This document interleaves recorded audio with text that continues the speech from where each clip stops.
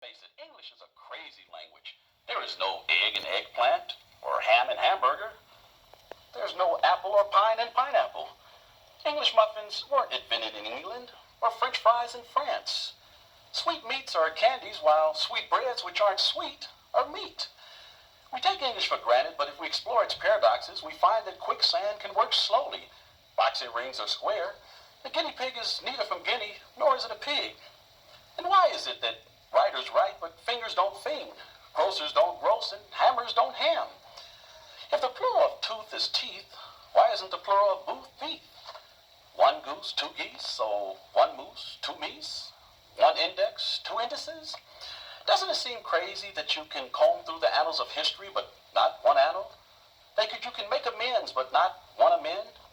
If you had a bunch of odds and ends and got rid of all but one of them, what would you call it? If teachers taught, why didn't preachers prot? If a vegetarian eats vegetables, what does a humanitarian eat?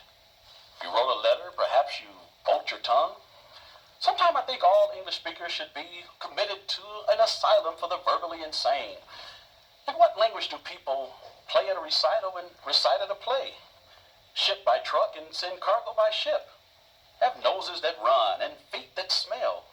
How can a slim chance and a fat chance be the same while a wise man and a wise guy are different? How can overlook and oversee be opposites while quite a lot and quite a few are alike? How can the weather be hot as hell one day and cold as hell another? You ever notice that we only talk about certain things only when they are absent? You ever seen a horseful carriage? Saw a strapful gown? Met a sung hero or experienced requited love? You ever run into someone who was combobulated? Peccable? Ruly? And where are all those people who are spring chickens or who had actually heard a fly?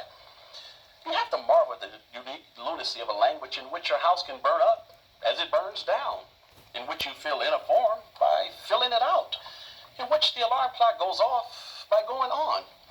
English was invented by people and not computers. It reflects the creativity of the human race, which of course isn't a race at all. That is why when the stars are out, they are visible, but when the lights are out, they are invisible.